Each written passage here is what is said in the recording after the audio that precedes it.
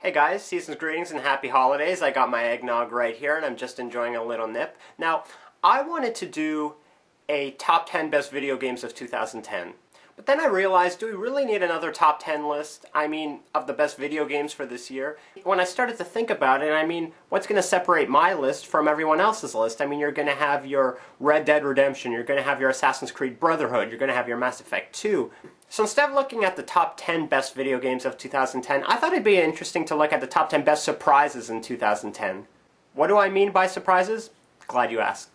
Basically, I want to take a look at and pay homage to some of the best video games that might not have gotten enough mainstream attention in terms of publicity, or maybe just had a unique aspect of gameplay or a unique art design, just something that made it stand out just that much above the rest. Now, I just want to emphasize that this is a list of games that I played personally. Maybe you disagree with the games I chose. So sit back with your favorite holiday drink and enjoy Ad Nauseam's top 10 best surprising video games for 2010.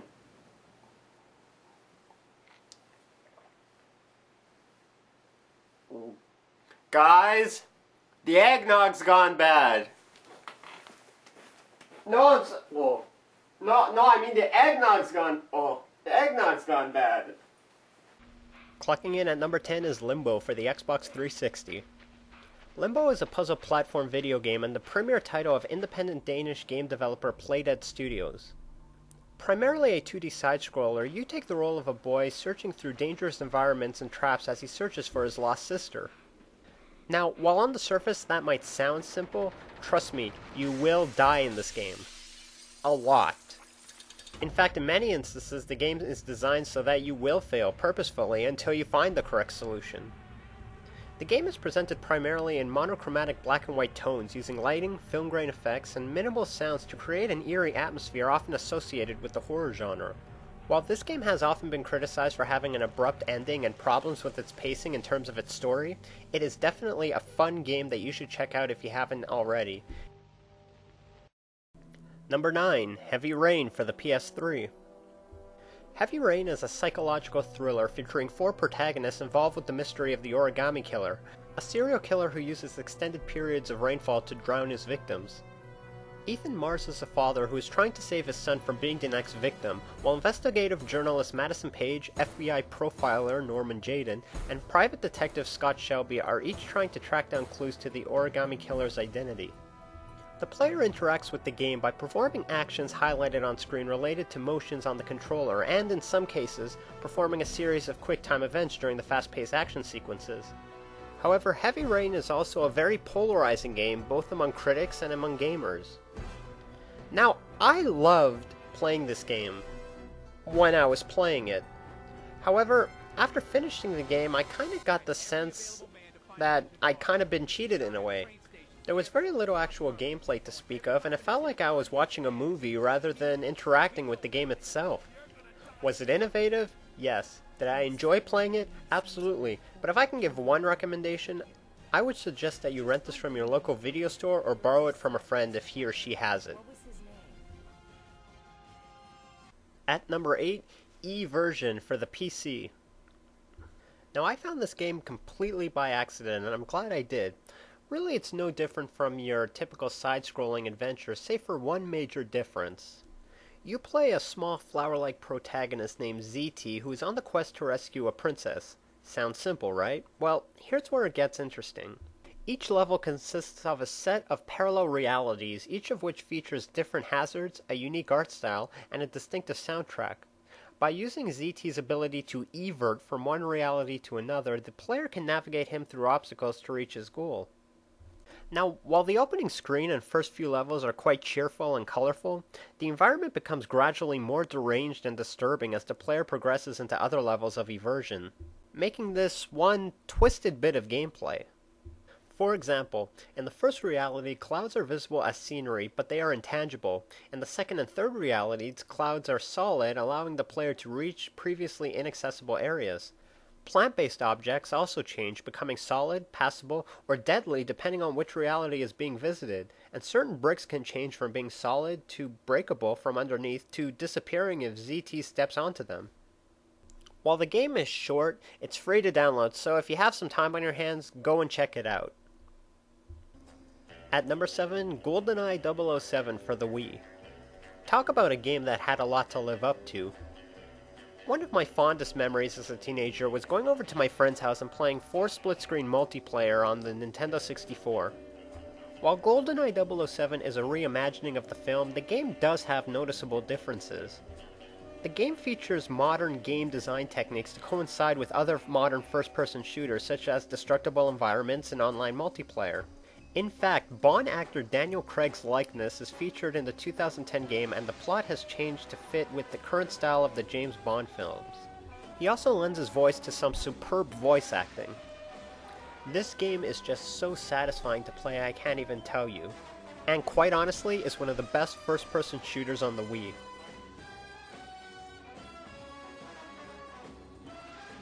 At number 6, Red Dead Redemption Undead Nightmare for the PS3 and Xbox 360. Undead Nightmare follows the exploits of John Marston as he looks to find a cure for an infectious zombie plague that swept across the American Old West. Undead Nightmare features the same open world that Red Dead Redemption had used for the single-player gameplay, except with numerous zombie-related elements incorporated into the atmosphere and environment. Random encounters, for example, are replaced with random zombie encounters. Bounty missions are now replaced with missing person missions in which the player must track down a missing survivor of the zombie plague and return them home safely to their families. Gang hideouts, coincidentally, are replaced with graveyards across the map in which a player can clear out hordes of zombies. What else needs to be said but really 4 horsemen of the apocalypse? Need I say more? Undead Nightmare, quite frankly, is one of the best downloadable content games that I've ever played. Go check it out if you haven't already. Number 5, Dance Central for the Xbox Kinect. When the Xbox Kinect was unveiled at this year's E3, audiences were skeptical to say the least. Now, when I was a teenager, I couldn't get enough of the Dance Dance Revolution arcades and the DDR mat that you can buy in your homes. And really, since then, there hasn't been a truly unique dance game that was able to capture that zeal that the DDR games had. So Dance Central had a lot to live up to. While people were initially worried that Dance Central wouldn't be able to capture the full motion body interaction of the player, let me tell you that this game works perfectly. The game contains 32 songs as well as several downloadable content songs which are available on Xbox Live Arcade. But let me tell you, if you're thinking of getting away with some simple 2-step moves, then let me tell you, you're in for a surprise, because this game does not let you get away with anything. It requires full motion interactivity if you want to even be successful at this game. The game features over 650 individual dance moves spanning over 90 dance routines. And let me tell you, once you get to the hard and expert modes, this game gets hard. Fortunately, if you're out of sync with your avatar on screen, your player highlights red. Oh, and just one more final fact. I probably got more exercise playing this game in a day than I did in the entire year of last year. While most people are embarrassed about dancing in public, that feeling quickly disappears once you realize just how fun and exciting this game really is. Honestly, I would wait a couple of months till the price point for the Kinect drops. Otherwise, have fun playing this game if you can get a hold of a copy. Number 4, Vanquish for the PS3 and Xbox 360. Vanquish is a third-person shooter video game developed by Platinum Games and published by Sega for the Xbox 360 and PlayStation 3. The story is a little convoluted, but I'll do my best to put it in simple terms. Basically, a Russian rogue group has taken over the government as well as a satellite bent on destroying various cities across the US. And that's really all you need to know. But where this game excels is 2 very specific areas, its controls and its game mechanics. Not only can you slow down time at will, but players can jump and slide almost seamlessly from barricade to barricade, making the gameplay truly unique. Now, I should warn you that the first player campaign is a short one, and it's where a lot of the criticism for the game was derived from. But if you haven't played this game, go check it out.